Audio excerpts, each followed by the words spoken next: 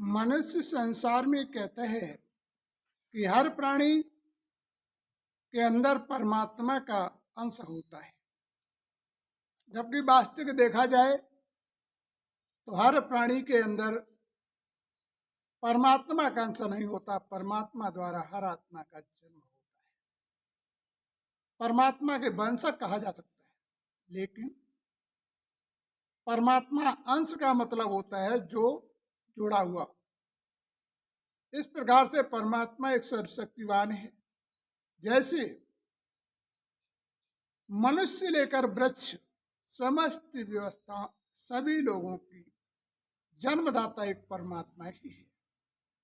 उसने हर प्राणी को जन्म दिया है और अपने कर्म के अनुसार से संसार में हर प्राणी अपने जीवन में सुख और दुख को भोगा करता है। जैसे आप वृक्ष की पूजा करते हो तो क्या वृक्ष में भगवान है? थोड़ी। लेकिन आपकी आस्था और आपकी भावना भगवान पर इतनी टिकी होती है जिससे मजबूरन भगवान को वृक्ष से प्रकट होना पड़ता है।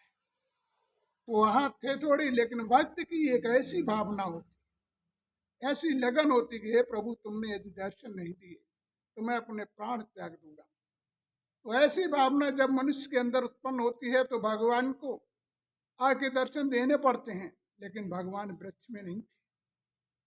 मूर्ति बनाई जाती है भगवान की आस्था के लिए, लेकिन उस मूर्ति में भगवान बैठे नहीं रहते।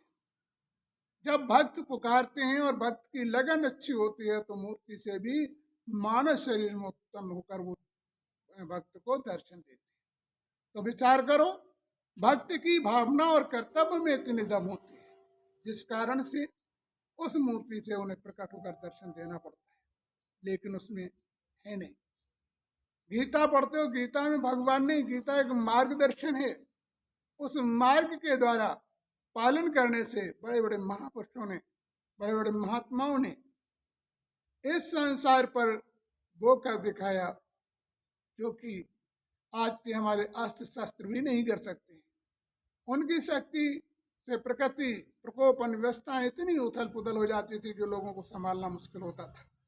उनके सामने हर प्राणी को सर झुकाना पड़ता था। आज मानव के विचारों का परिवर्तन हो गया, स्वार्थी भावनाएं मानव के अंदर उत्पन्न हो गई हैं, जिस कारण से आज परमात्मा की कृपा का पात्र नहीं बन पाता है। इसलिए जो है आज भक्ति का वास्तविक फल उन्हें प्राप्त नहीं होता है। तो वास्तविक परमात्मा किसी के अंदर नहीं है, लेकिन परमात्मा तुम्हारी भाव, तुम्हारे कर्तव्य, तुम्हारी तपस्या के द्वारा, तुम्हारे विचारों के द्वारा वो तुम तक पहुंचता है।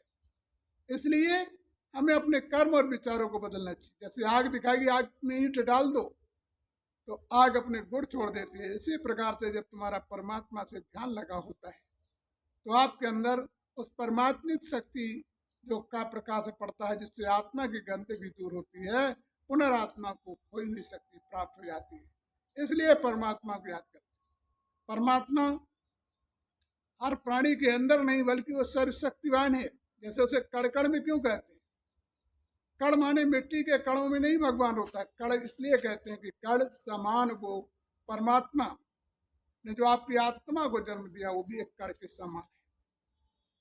तो आत्मा जब उस परमात्मा को पुकारती है तो परमात्मा आत्मा की सुनते हैं, आत्मा को कण के रूप में दिखाएगा, बल्कि मिट्टी के कणों नहीं। मिट्टी के कणों में होता तो मिट्टी पे तुम पैर भी रखते, चलते भी। फिर क्या परमात्मा के ऊपर पैर रखो? तो वास्तविक जो है मिट्टी के कणों में भगवान नहीं, आत्मा एक कण रूपी है। जब उस परमात्मा को याद करती है, आत्मा प्रत्येक शरीर में अलग अलग निवास करती है, इसलिए घट घट में दिखाए।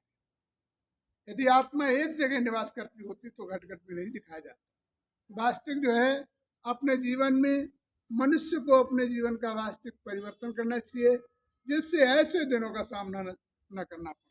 और परमात्मा भी हमारा साथ देता है। जब तक हम बदलेंगे नहीं, अपना परिवर्तन नहीं करेंगे, भगवान साथ नहीं देगा। परमात्मा सर्वव्यापी नहीं है बल्कि सर्वशक्तिवान है। जब हम अपनी आत्मिक शक्ति का प्रचलन, नियम मर्यादाओं का पालन करेंगे, सच्चे तरीके से उस भगवान की शरण में जाएंगे तो परमात्मा मेरी मदद करेगा। और सच्चे मन से नहीं जाएंगे तो परमात्मा हमारी मदद नहीं करेगा।